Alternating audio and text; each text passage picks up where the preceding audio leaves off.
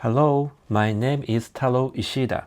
I'm a composer and I worked as the main music arranger for the Disney-produced series Shogun, released in 2024, focusing especially on Japanese traditional music and gagaku. Today, I'd like to talk about gagaku. Gagaku is a form of music that has been performed in Japan for about 1,300 years, almost without changing its shape. And yet, it's a very mysterious kind of music. It's mysterious even for Japanese people and for people outside Japan. It's often described as beautiful, fascinating, but hard to understand. In this channel, I'd like to talk about those mysteries and that sense of not understanding, little by little. So today, I want to start with my own experience. To be honest, when I first encountered gagaku, I didn't understand it at all. I've been working with music for more than 20 years. I studied classical music, contemporary music, electronic music, so I thought I more or less understood music. But when I listened to gagaku, I didn't think this is beautiful, and I didn't feel emotionally moved either. More than anything, I had no idea how I was supposed to listen. So today's episode starts from that feeling, not understanding. First, I'd like to listen to a short piece of sound, but before it, please look this. This is called Nasori. Nasori, and gagaku has a great dance and costume, and this is a percussion. And next one is, and this is called Soriko. Have you ever seen this face mask? And for example, in the Ghibli anime and the game, do you know Zelda? And it's a Nintendo's game. And this motif is usually used in many entertainment games and movies. And this is from gagaku, come from gagaku. This is called karyobin.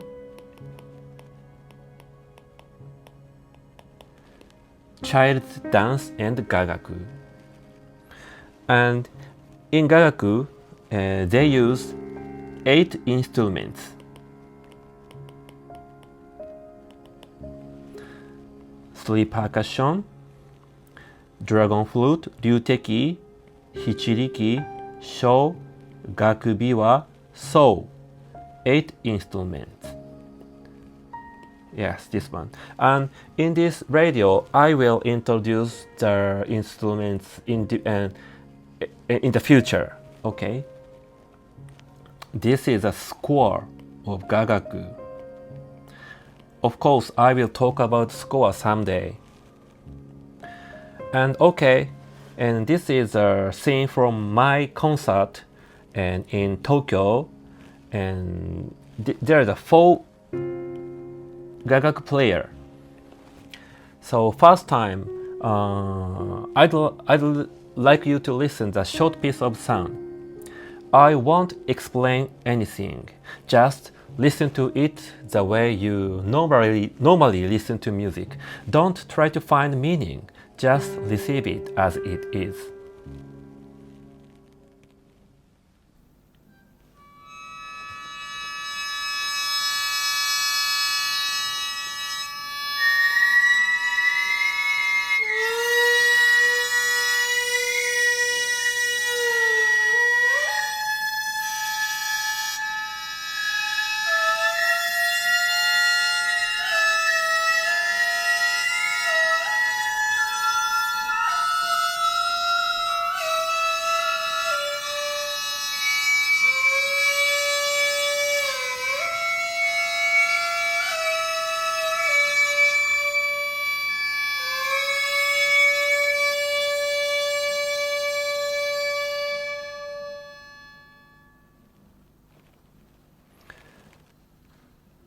So, how did that feel? Whether you liked it or felt confused, both reactions are completely fine. In fact, that feeling I had at the beginning was exactly that. I don't really understand this. After some time, I realized something important. The problem wasn't my musical ability, and it wasn't my sensitivity either. The assumptions were different. Let me talk a little about the Heian period in Japan. Do you know Heian period? Oh, I'm sorry.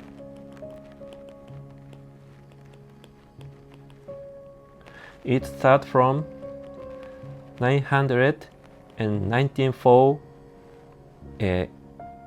year. It's a so old time in Japan. At that time, there was a very clear idea. Do you know this one? This is called Juni Hitoe. And at that time, to where nature is, okay. At that time, there was a very clear idea. To where nature was considered beautiful. And to become one with nature was considered ideal. Traditional court clothing, like the 12-layer kimono Juni Hitoe, is a good example. Those clothes were not meant to make a person stand out. The color comes from nature. For example, red is flower, and green is leaf, yellow is sun. For example, the colors came from nature, leaves, soil, the moon, flowers, water, and cloud, and blending into nature itself was considered beauty and value. In other words, what mattered was not expressing the individual, but getting closer to nature. When I started to think from this perspective, the sound of Gagaku began to look very different. Gagaku is not a music that tries to face the listener. It may be music that exists between human and nature. From there, many of the things that felt mysterious before started to make sense. Today, I'd like to talk about just two of them. First, why doesn't Gagaku try to play in perfect timing? Most music tries to align. 1, 2, 3, 4 together. They want to align the timing. But in Gagaku, the sounds are always slightly off. They don't match perfectly, like a wave up and layer. Like this. This isn't because the performers are unskilled. It's intentional. Why? Because sounds in nature are never synchronized. Wind, insects, bird, and leaves. Everything starts at its own timing, and together they form a landscape. Gagaku doesn't create order by alignment. It creates music by overlapping differences. That's why it works, because it doesn't align. Second question. Why is there no conductor? Even with many performers, no one stands in front and directs the whole group. And yet, the music doesn't fall apart. This comes from the same idea. In nature, there is no single center that controls everything. A forest or the ocean doesn't have a leader giving instructions. Gagaku is not controlled by one person. Each person listens, senses the space, and responds. The whole structure moves naturally. So the absence of a conductor is not a lack, it's a philosophy. Now, think back to the sound you had at the beginning. Does it feel a little different? What once felt like music I don't understand might start to feel closer to a soundscape, something like being inside nature. That's where I'll stop today. Before we finish, a few announcements. I plan to continue talking about the Gagaku in future episodes.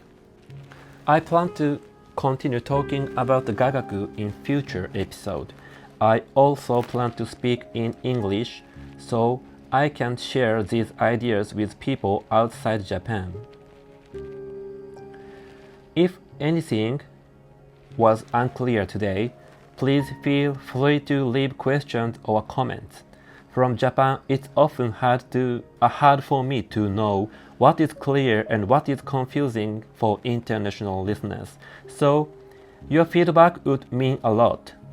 Also, starting in March 2026, I'll be touring with concerts and lecture performances in Cologne, Munich, Leipzig, Paris, and London. If you are nearby, I'll be very happy to see you there. I also have a recent album called Tokoyo. It's a new approach to Gagaku, and if you are interested, I'd love for you to listen to it.